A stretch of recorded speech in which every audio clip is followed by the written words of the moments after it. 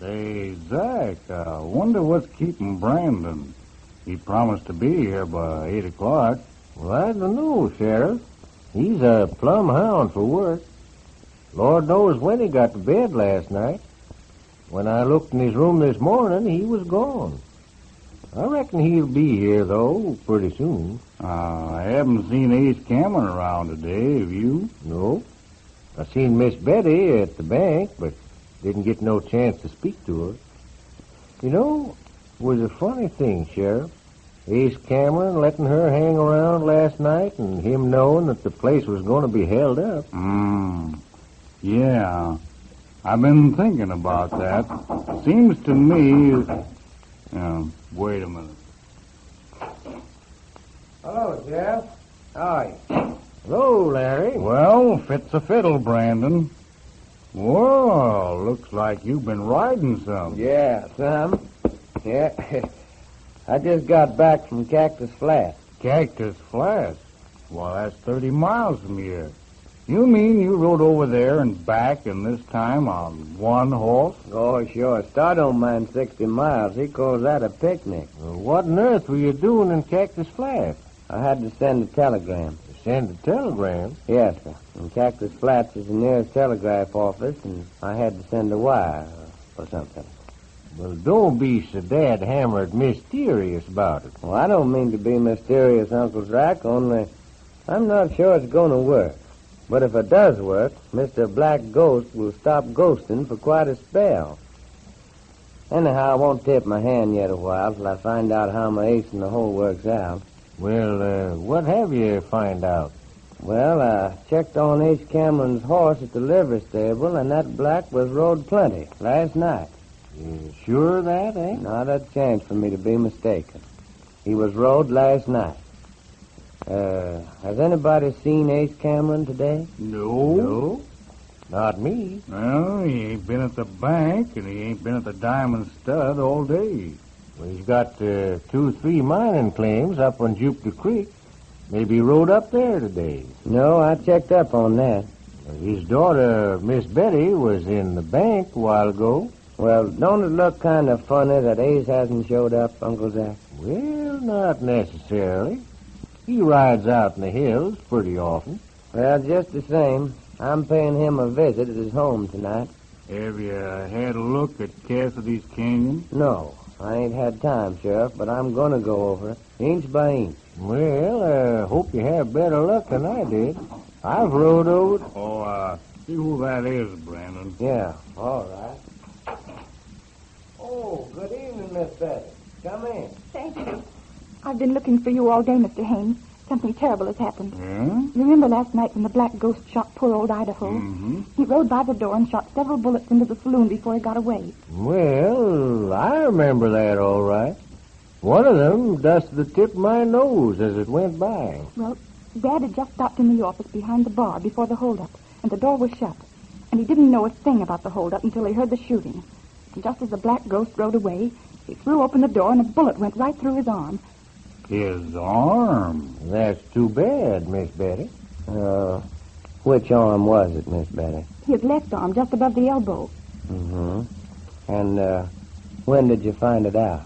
Well, I didn't know a thing about it until I got back last night. Got back from Where? where? From the Black Ghost. Oh, What? Well- You chased the Black Ghost? You see, after you left, I jumped on the first horse I found at the hitch rack out in front and took out after you. But he was the slowest horse I ever rode in my life, and by the time I got to the mouth of the canyon, you all had disappeared, so I rode on back home. Was your dad there then? Why, no. He didn't come in till late. He said he had to saddle his horse with one hand and ride out to the Sneed place. You know, Mr. Sneed is a horse doctor, and that's the nearest thing to a doctor we have here.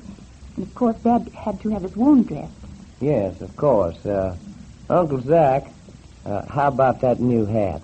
Well, looks like you might win it, son. What on earth are you talking about? Oh, nothing, Miss Betty.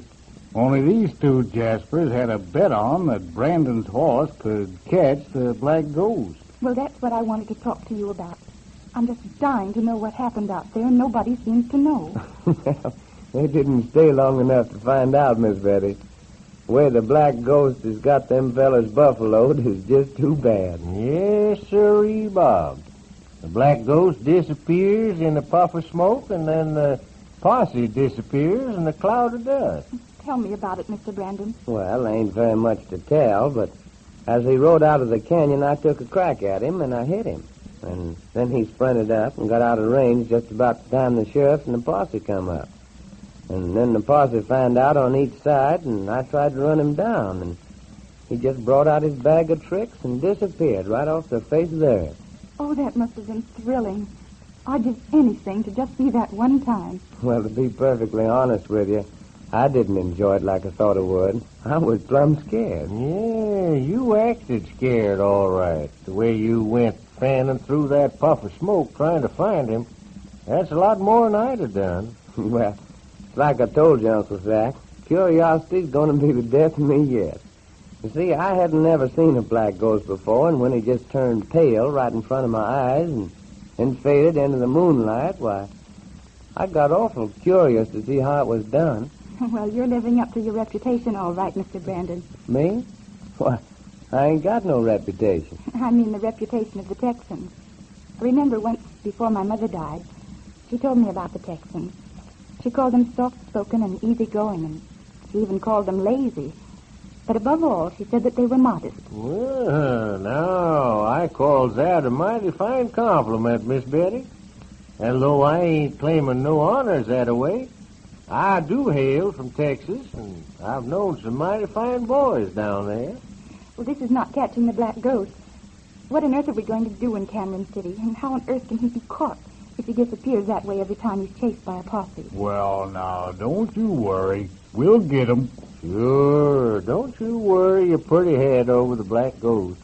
Sooner or later, he's going to make a mistake. Yes, sir. And I'm thinking he's already made it.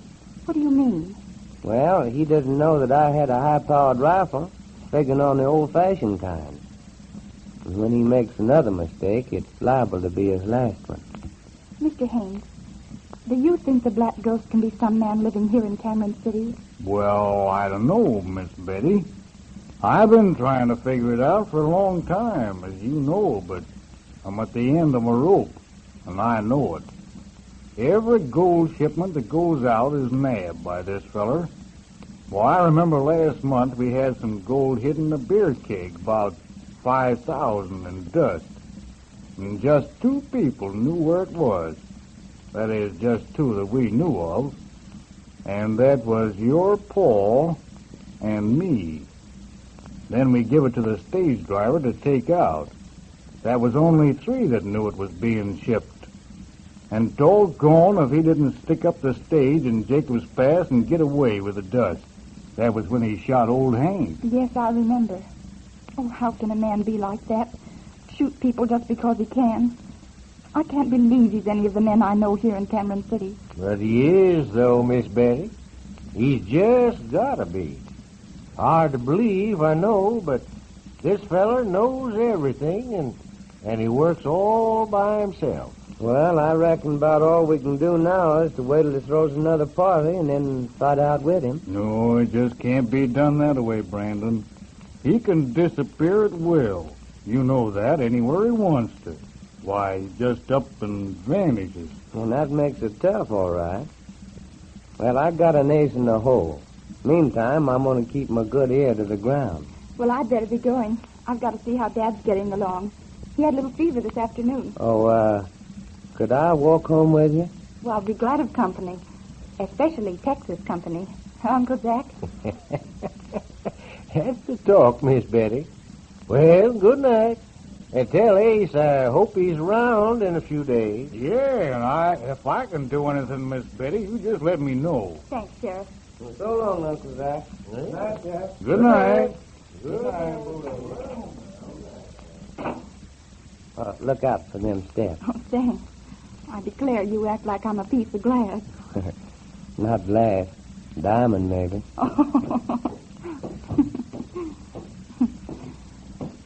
You Texans must have immigrated from Ireland. Yes, and some of us did.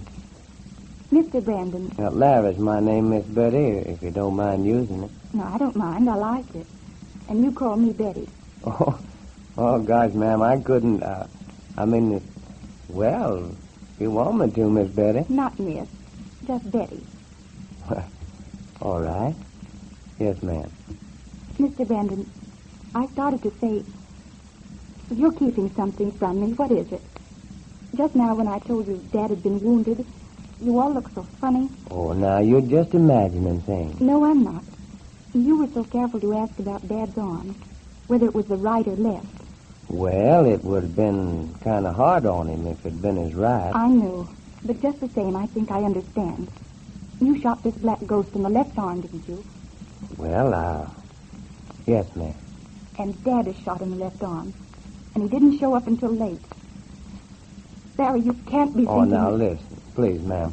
Honest, It just couldn't be he. Well, sure it couldn't.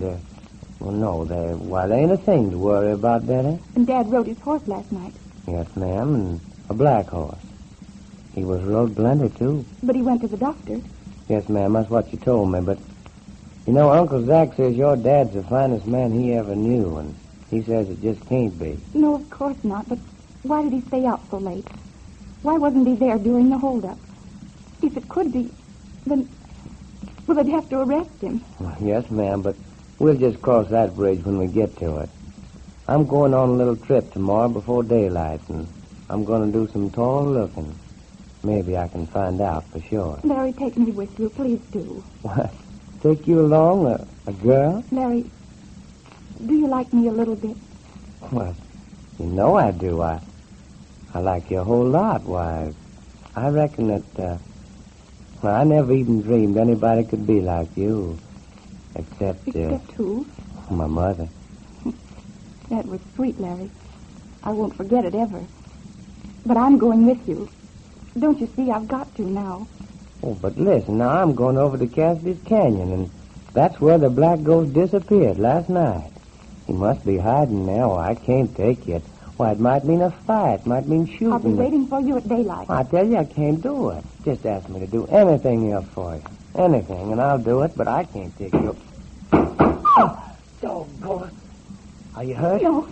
No, there he goes. Look around the back fence. Get out of the way. Oh, missed him. Oh. Doggone. Who was it?